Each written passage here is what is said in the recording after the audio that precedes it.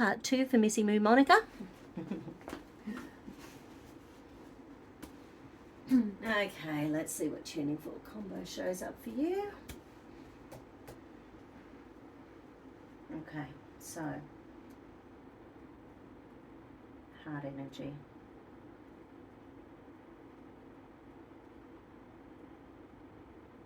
Heart, spleen. Oh, interesting, because heart and small intestine, spleen and stomach, so that those other two were showing up before. Mm-hmm. Okay, so heart, spleen, whereas heart and spleen are the yin organs, the other one were the yang organs. Okay. So it's a similar shift of energy we need to shimmy along. Yeah.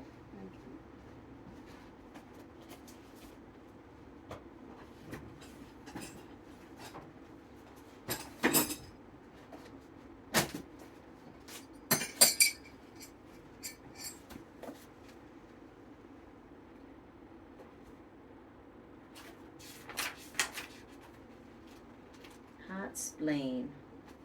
Right. Sounds about right at the moment. Most of the time you're quite passive. Mm-hmm. When you start getting narky, it's a little on the level on its way to being vindictive. Mm. Is that how the sort of day you felt like you had a bit yesterday? Interesting. So the flower essence is chestnut bud. And it is for, right, okay. So it's about being able to see behind life's dramas. Mm-hmm. And sometimes we just race into old patterns. Yeah. So, when stuff happens and we don't have the conscious brain energy to sort things out, we just, we revert to a time. Doesn't matter whether it's good or bad or the best practice or just a big stress formula, does not matter. Yeah, because I was putting myself down then I could hear that. Yeah. So we definitely need to do the heart chakra, the spleen meridian, and the 8th chakra. Okay, so heart and 8th, spleen meridian. Not the heart meridian though. Okay. Interesting. Okay, and we've got to do it 3 times. Okay. I take responsibility for my attitudes and now choose to kindly, gently, lovingly and supportively transform my unwillingness to learn from past mistakes, my tendency to repeat behaviours from the past into all-encompassing love. I make the commitment to kindly, gently, lovingly and supportively see the meaning behind life's dramas and learn what I need to progress with vision.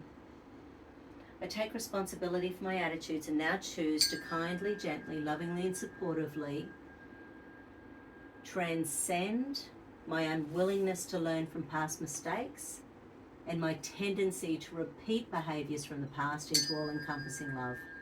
I make the commitment to kindly, gently, lovingly and supportively see the meaning behind life's dramas and learn what I need to progress with vision. I take responsibility for my attitudes and now choose to kindly, gently, lovingly and supportively dissolve my unwillingness to learn from past mistakes, my tendency to repeat behaviours from the past into all-encompassing love.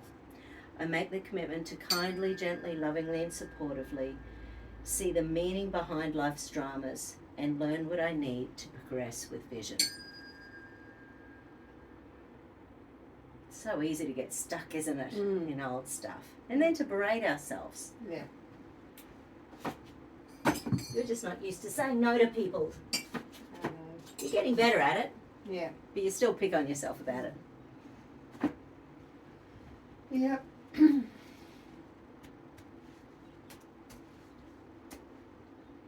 Have your little earrings.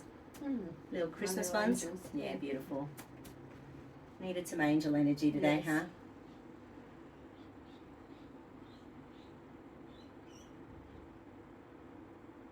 Okay, little reticular activating system circuit.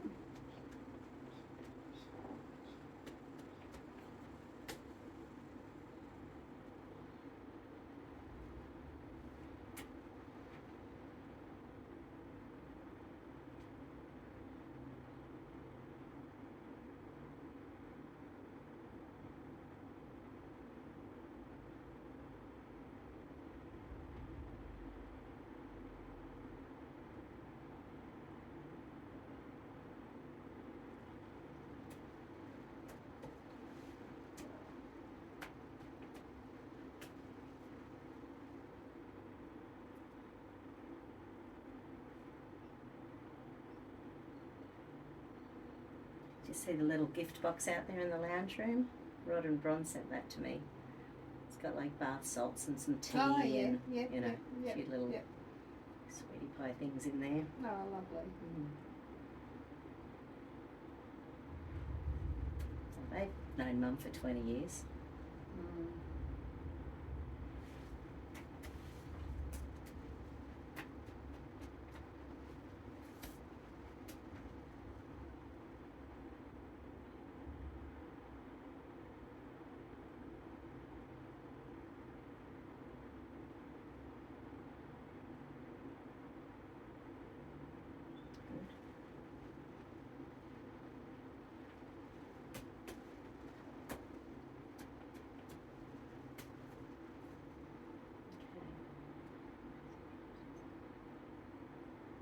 Okay, so what's this about? So fear of failure, fear of success, fear of failure, fear of... Okay, so there's something going on with fear of success at the moment. Okay. Something emotional. Oh! No, I thought it might be to do with the family you found. Any idea? So what I think of when it's fear of success, is there anything you know, some people are really good at something and they're so good at it that people ask them all the time and then they end up doing it all the time even though they don't really want to be.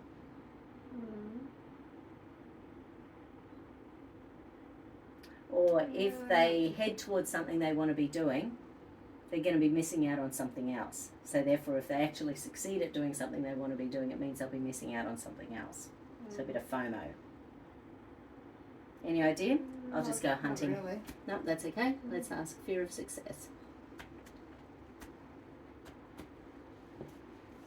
And hold.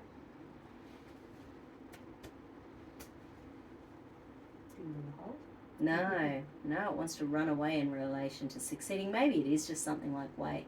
You know, just no interest in succeeding at weight loss at the moment. Okay, there's actually some, it's metal energy, which is to do with regret, self-worth, letting go. Okay, and feeling powerless. That's an interesting combo. Okay.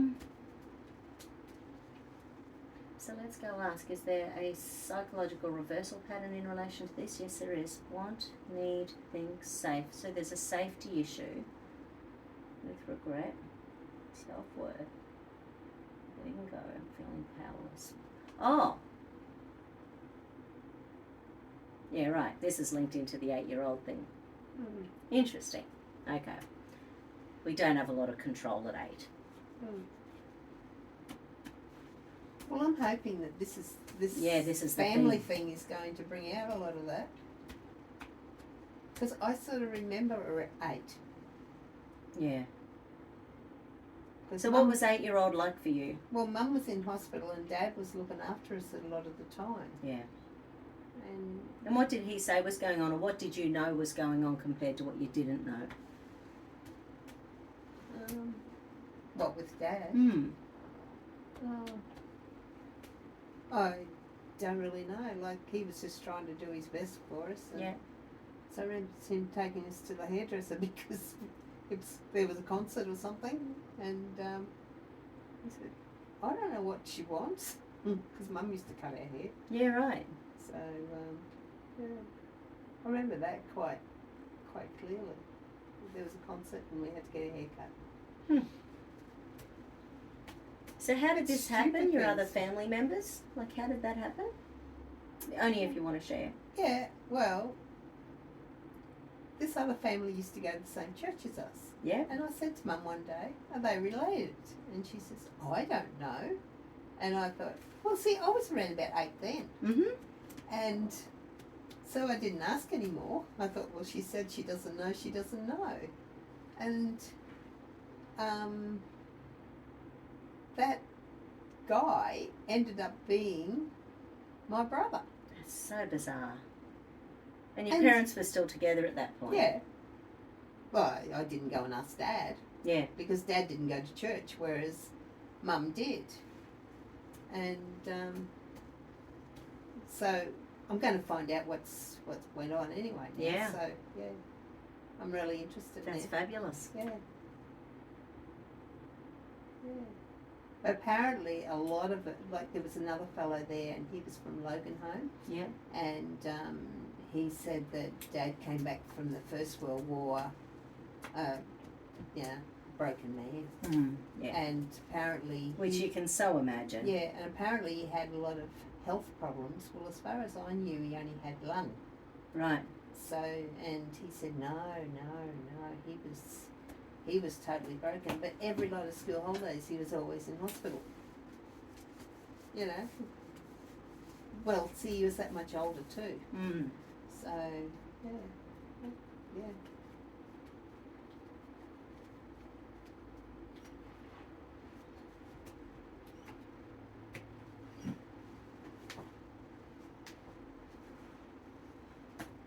Well, see, Dad would be 128 now, and my new brother, he would be 100.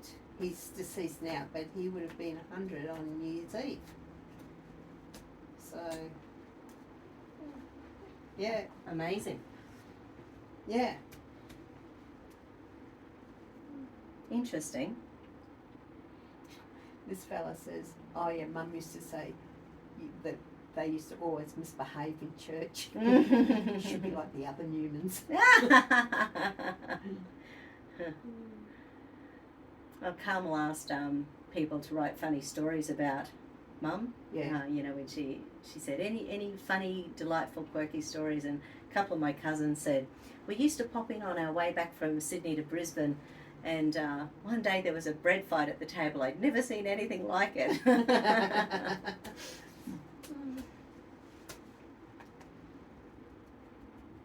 No, it's going to be very interesting. It was a lovely day on Sunday. So when do you catch up? 15th next week. Nice. Yeah.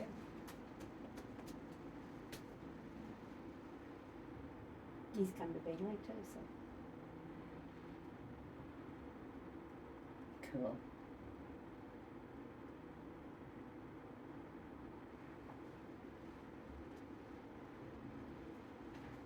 That's very exciting. Yeah. Now I'm all excited about it. He said, are you ready to find out? And I said, yep. Information's good. Yeah. Filling in the blanks. Well, see, Dad's favourite saying was, little boys and girls are seen and not heard. Yeah. So, and that's what it was like in those days. Yeah, and that's, yes, not the sort of thing that would go down well in Mum's world. Yeah, that's right. Hold up. In fact, one of the stories I'm telling in the eulogy is that Mum was at Subaru College and Mum cannot sing. Hold out. And she was told that she wasn't not allowed to be in the choir, but she also wasn't allowed to sing. She had to mouth the words. Oh. I don't think Mum's ever forgiven nuns for her some of her college years.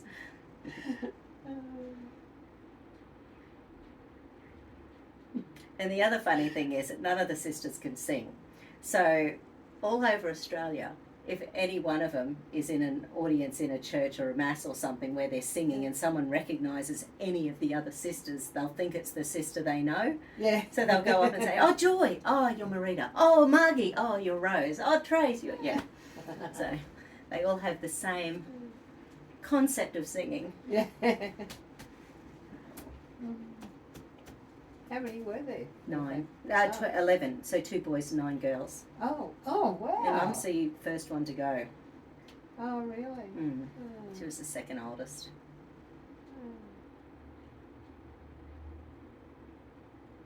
It's funny, I never really understood why Mum had some, I don't know, pizzazz and oomph about it compared to the others. And it's only been writing the eulogy that I've been thinking about it. And her grandma, who we called Rubbish, as you do, because the first words Tootie ever said were toot toot, which is why he's Tootie.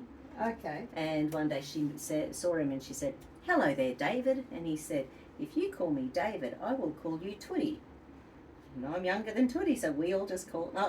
if you call me David, I will call you Rubbish. Oh, okay. So we all just called her rubbish from that day on, including Mum, I think.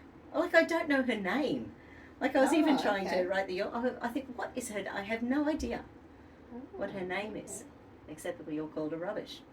And she didn't mind. She was a bit of... Anyway, she was a rat bag. She was a total rat bag. Yeah. So I think that might have been the influence that Mum got for being a rebel, and she used to drink and smoke and, you know, swear and, you know, good Catholic girl. Yeah.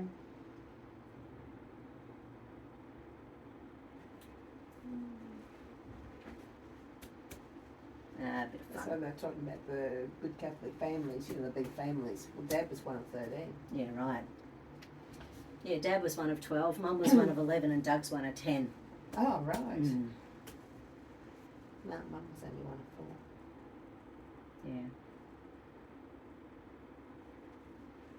4. Yeah. So your dad was a Newman. Yeah. Yeah. Yeah. But her father died young anyway, so... Yeah. And again, hold. Because I remember you asking me one day, what do I know about my father's family? And I said, don't know. Oh, now you will. Because it's very exciting, actually. Well, see, I was 12 when Dad died, so, you know, you don't learn much in 12 years. No. Especially when little girls seem not heard. Yes. So you don't ask questions.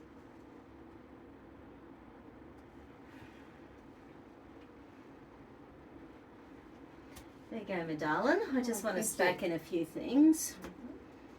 I am happy, healthy and free. I am happy for the decisions I'm making for my life.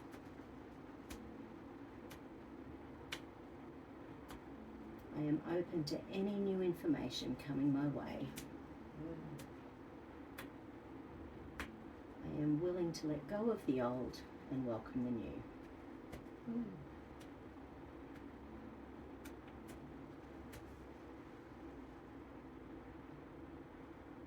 I guess he sent me all Dad's war papers there. 44 pages of it. Wow. Yeah. There's a few things I saw and I thought, let's ask him about that. Cool. That's really neat. Well, Dad bought me, well, I believe, I had this doll and it's made of plastery. Oh, yeah, yeah. And I was told he brought it back from the war. And in one of these papers it's got DOLL. And I don't know what it is. Interesting. So I'm thinking it's the doll. That's so cool. It's very cool. Yeah. So yeah, I love it. Really happy. I love it. So thank you, my darling. Okay, thank you. See you all again soon.